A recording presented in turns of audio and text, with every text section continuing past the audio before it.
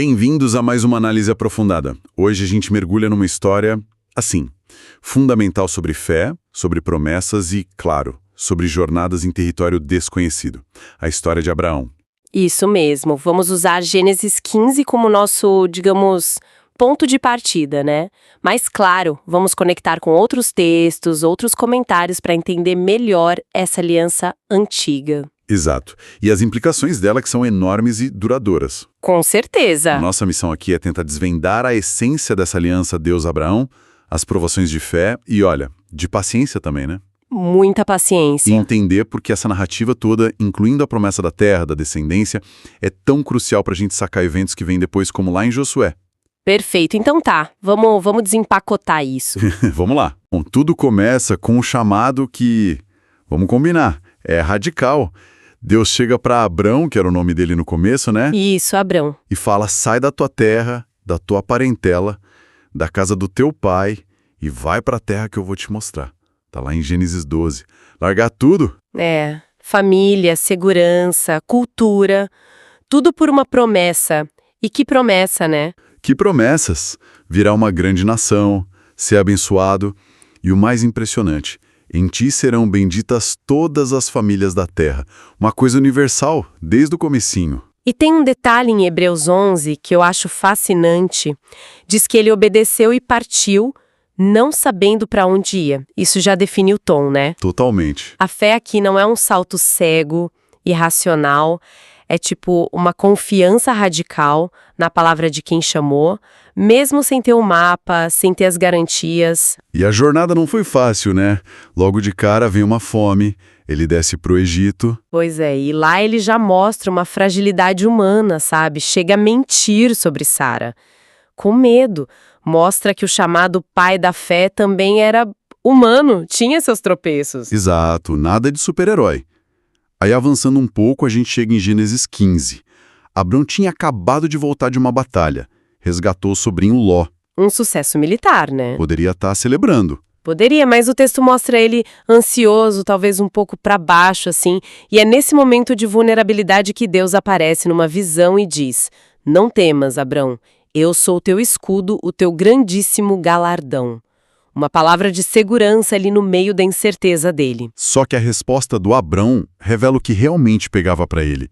Não era segurança física, nem dinheiro. Ele vai direto ao ponto.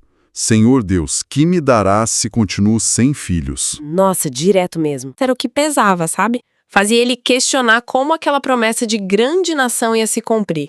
E a resposta de Deus é marcante. Ele não só fala, ele age. Leva o Abrão para fora da tenda de noite e diz, olha para o céu, conta as estrelas, se é que você consegue contar. Assim vai ser a sua descendência. Que imagem, hein? Poderosíssima. Tentar contar as estrelas no deserto. E aí vem o versículo-chave, né? Gênesis 15, verso 6. Ele creu no Senhor e isso lhe foi imputado para a justiça. Esse é o ponto. A fé dele. Esse é um ponto teológico, assim, central.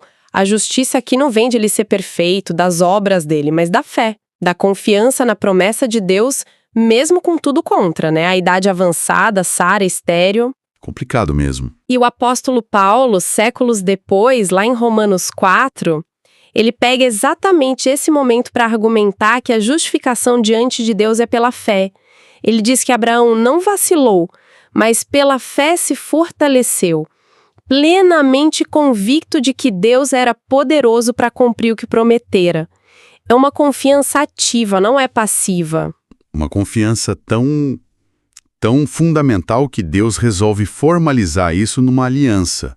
E o ritual que vem a seguir, em Gênesis 15, é intenso, para dizer o mínimo. Intenso é uma boa palavra. Deus pede para Abrão preparar uns animais específicos, novilha, cabra, carneiro, rola, pombinho. E partir ao meio. Menos as aves. É, forte. Pode parecer bem estranho para nós hoje, até meio grotesco talvez, mas essa cerimônia de cortar uma aliança era conhecida no Antigo Oriente Próximo. Era um pacto muito solene, quase um juramento de sangue. Sei. As partes envolvidas passavam entre os pedaços dos animais. A ideia era, Que aconteça comigo mesmo o que aconteceu com esses animais se eu quebrar o acordo. Pesado. Mas o que acontece em Gênesis 15 é diferente, né? Completamente. O que é radical aqui é quem passa entre as metades no versículo 17. Não é o Abrão. Nem Deus e Abrão juntos. É um fogareiro fumegante e uma tocha de fogo que são símbolos da presença de Deus que passam sozinhos ali no meio. Peraí, isso é... Uau! Quer dizer que Deus estava assumindo toda a responsabilidade. Tipo, se isso aqui falhar, a culpa é minha. Exatamente isso. É uma declaração unilateral do compromisso divino. Deus se coloca como garantidor absoluto da promessa, não importa as falhas futuras de Abraão ou da descendência dele. Caramba, isso muda tudo. Muda. E é nesse contexto dessa garantia divina total que a promessa da terra é reafirmada e detalhada, com fronteiras, lista de povos, Gênesis 15, 18, 21. A aliança cobre as duas coisas, descendência e terra. Ok. Promessa feita, aliança selada de um jeito super dramático. Só que aí entra o fator tempo. E que fator, hein? Pois é, anos viram décadas. A promessa do filho não acontece. Abraão e Sara vão envelhecendo. Muito. Gênesis 17 encontra Abraão com 99 anos e Sara com 90. 90? Imagina a espera. Deve ter sido excruciante. Aquela imagem das estrelas talvez parecesse cada vez mais, sei lá, uma miragem. Com certeza. Essa espera longa atesta um outro tipo de fé, né? Não só a fé inicial de acreditar no impossível, mas a fé que persevera, a paciência de esperar o tempo de Deus, que quase nunca é o nosso tempo. É uma tensão constante na vida espiritual, né? Exatamente. E a gente vê a humanidade deles de novo lá em Gênesis 16, quando Sara, talvez por desespero, impaciência, sugere que Abraão tenha um filho com Agar, a serva egípcia dela. A tentativa de ajudar Deus, né? Isso, de realizar a promessa com as próprias mãos, por meios humanos, e aí nasce Ismael. E Deus abençoa Ismael, promete uma grande nação para ele também, mas deixa claro, ele não é o filho da aliança principal, né? Aquela ligada à promessa maior. Exato, Gênesis 17 deixa isso bem claro. E aí, quando parece biologicamente impossível mesmo, Deus reafirma a promessa para o Abraão, de 99 anos, Sara, sua esposa de 90, vai ter um filho. E qual a reação de Abraão? Gênesis 17.17 diz que ele se prostrou com o rosto em terra e riu, pensando, para um homem de 100 anos vai nascer um filho e Sara com 90 vai dar à luz? É um misto ali, talvez de reverência e incredulidade total. Um riso meio nervoso, talvez. Isso não pode ser sério. É, pode ser. Mas esse riso de incredulidade vai virar riso de alegria um ano depois, quando Isaac nasce. Gênesis 21. O próprio nome Isaac significa ele ri. Que demais. O nascimento dele é o testemunho do poder de Deus agindo além da natureza, cumprindo a palavra pela graça, não pela capacidade humana. É que Deus muda os nomes também, né? Abrão vira Abraão, pai de multidões, Sarai vira Sara, princesa, sinalizando a expansão da promessa. E institui a circuncisão. Sim, como o sinal físico, permanente, da aliança na carne da descendência de Abraão. Ok, a fé de Abraão foi forjada nessa espera toda. Mas aí vem o teste supremo. Gênesis 22, Deus pede algo que, nossa, é inconcebível. É de arrepiar. Pega teu filho, teu único filho, Isaac, a quem tu amas, e vai para a terra de Moriá. Oferece ele ali em holocausto. Isaac, o filho do milagre, o herdeiro.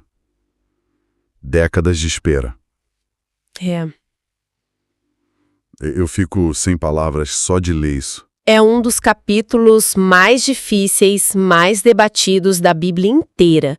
E o que impressiona é a obediência silenciosa de Abraão. Ele levanta de madrugada, prepara tudo e vai. Mas como? Por quê? A carta aos Hebreus, de novo, em Hebreus 11, dá uma chave de leitura teológica para essa obediência. Diz que Abraão concluiu que se Deus prometeu que a descendência viria por Isaque e agora pediu o sacrifício dele, então Deus era poderoso até para ressuscitar Isaque dos mortos para cumprir a própria palavra. Caramba. É uma lógica de fé levada ao extremo. Ele confiou na promessa acima de tudo, até do instinto. Parece que sim. Uma confiança quase assustadora na fidelidade de Deus à sua promessa. E no clímax, né? Quando Abraão levanta o cutelo, Deus intervém. Exato, um anjo grita do céu para não fazer nada com o menino e Deus provê um carneiro preso ali pelos chifres num arbusto. E o carneiro é sacrificado no lugar de Isaque. Ufa! Esse evento todo, conhecido como o sacrifício de Isaque ou a ligação de Isaque, Akedah em hebraico, é visto como uma prefiguração muito profunda, ou seja, um evento no Antigo Testamento que lança uma sombra para frente, aponta simbolicamente para um cumprimento maior. Apontando para Cristo, né? O Cordeiro de Deus. Precisamente. Aponta para o sacrifício de Jesus, o Filho unigênito de Deus, oferecido voluntariamente. João Batista vai chamar ele de o Cordeiro de Deus que tira o pecado do mundo. A aliança com Abraão, com todas essas provações, promessas, estava preparando o terreno para essa revelação final, para o plano de Deus de abençoar todas as famílias da terra. Isso conecta a gente de volta com a outra parte da promessa, a terra, Canaã, que é uma parte que gera muito questionamento ético hoje em dia, né? Com certeza. Por que prometeu uma terra que já tinha gente morando? E por que adiar a posse por tanto tempo? Uns 400 anos. A chave está lá naquela conversa de Deus com Abraão, em Gênesis 15 mesmo. No versículo 16, Deus explica esse tempo longo de peregrinação e até a escravidão no Egito antes da volta para Canaã. Ele diz: porque a medida da iniquidade dos amorreus, que é um termo meio geral para os cananeus, ainda não se encheu. Então a narrativa bíblica coloca a conquista depois, com Josué, não como uma invasão por si só, mas como um ato de juízo divino. Um juízo sobre culturas que teriam chegado a um ponto de corrupção que Deus considerou intolerável. A espera de séculos é apresentada como longanimidade, como paciência de Deus. E a Bíblia detalha que tipo de iniquidade era essa que encheu a medida. Sim, sim. Textos como Levítico 18, Deuteronômio 18, eles detalham práticas que eram vistas como abominações e que teriam contaminado a terra. Coisas como idolatria extrema, às vezes com rituais sexuais, Certo. incesto, relações homossexuais, bestialidade e o mais terrível, sacrifício de crianças para deuses como Moloque. O Salmo 106 fala disso. Também mencionam feitiçaria, adivinhação, consulta aos mortos. A visão bíblica é que essas práticas levaram a um ponto sem retorno, moral e espiritualmente. Entendi. Então, o juízo sobre Canaã seria comparável ao dilúvio ou à destruição de Sodoma e Gomorra dentro dessa lógica? Dentro da lógica narrativa bíblica, sim. É apresentado como um juízo divino sobre uma sociedade cuja maldade chegou no limite. É interessante lembrar da intercessão de Abraão por Sodoma, lá em Gênesis 18. Verdade. Ele negocia com Deus, né? Ele argumenta com Deus para poupar a cidade se tivesse justos ali. E levanta aquela questão, não fará justiça ao juiz de toda a terra?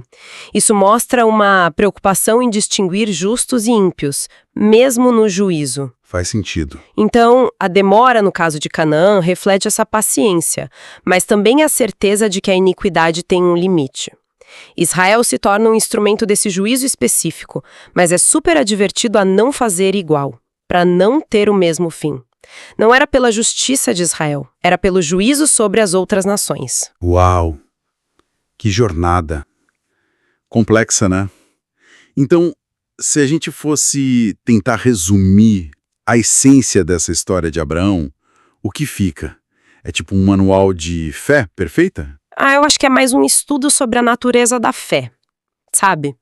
Uma fé que nasce de um chamado, de uma promessa. Que é testada. E como testada brutalmente pela espera, pelo absurdo, uma fé que tropeça, que tem medo, mas que se levanta, que aprende a obedecer, mesmo sem entender tudo, aquele sem GPS, só fé, né?